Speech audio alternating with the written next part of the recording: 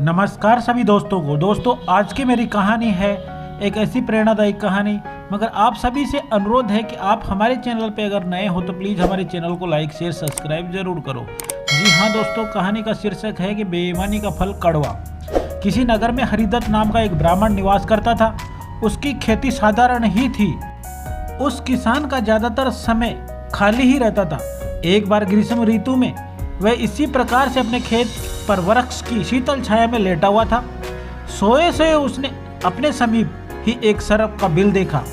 उस पर सर्प फन फैलाए बैठा था। उसको देखकर वह ब्राह्मण विचार करने लगा कि हो न हो यह मेरे लिए क्षेत्र का देवता है। मैंने कभी उसकी पूजा नहीं की थी, अंततः आज अवश्य इसकी पूजा करूंगा। यह विचार मन में आते ही वह वहां से उठा और कहीं से जाकर दूध मांग लाया और उसने एक मिट्टी के बर्तन में रखा और बिल के समीप जाकर बोला कि हे क्षेत्रपाल, आज तुम मुझे आपके विषय में मालूम नहीं था, इसीलिए मैं किसी प्रकार की पूजा अर्चना नहीं कर पाया। आप मेरे इस अपराध को क्षमा करें, मुझ पर कृपा करें और मुझे धन धान्य से समृद्ध कीजिए। इस प्रकार प्रार्थना करके उसने उस दूध को वहां पर रख दिया और फिर अपने घर को लौट गया। दूसरे दिन प्रातःकाल जब वह अपने खेत पर आया तो सर्वप्रथम उसी स्थान पर गया। वह उसने देखा कि जिस बर्तन में उसने दूध रखा था उसमें एक स्वर्ण मुद्रा रखी थी।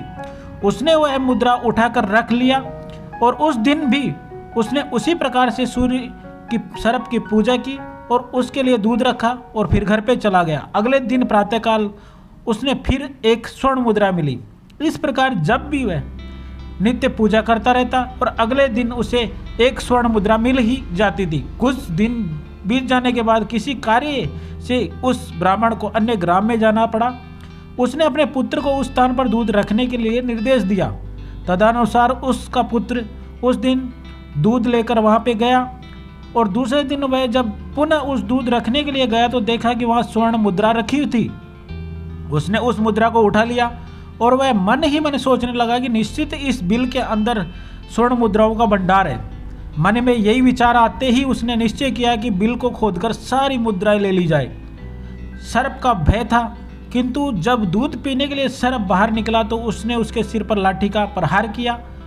इससे सर्प तो मरा नहीं और इस प्रकार से क्रुद्ध होकर उसने ब्राह्मण पुत्र को अपने विष भरे दांतों से काट लिया और उसकी तत्काल मृत्यु हो गई। इससे संबंधियों में उस लड़कों को वहीं से खेत पर जला दिया।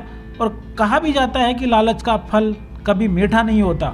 जी हाँ दोस्तों, इस कहानी से हमें यही शिक्षा मिलती है कि हमें कभी लालच नहीं करना चाहिए, क्योंकि लालच बुरी बला है। जिस प्रकार से उस किसान ने डेली नित्य के अंदर अपना कार्य किया था बिना किसी आशा के, मगर किसान के पुत्र ने, उस ब्राह्मण के पुत्र ने ऐसा ही किया कि ज़्यादा पाने के लालच में सर्प का ही अंत करना चाहा तो उसने खुद की ही जान गंवानी पड़ी। जी हाँ दोस्तों, कैसी लगी ये कहानी? अगर अच्छी लगी तो प्लीज़ हमारे चैनल को लाइक शेयर सब्सक्राइब जरूर करें ताकि आपको आगे भी मिल सके ऐसी ही कुछ मोटिवेशन कहानियाँ। तब तक के लिए जय हिंद।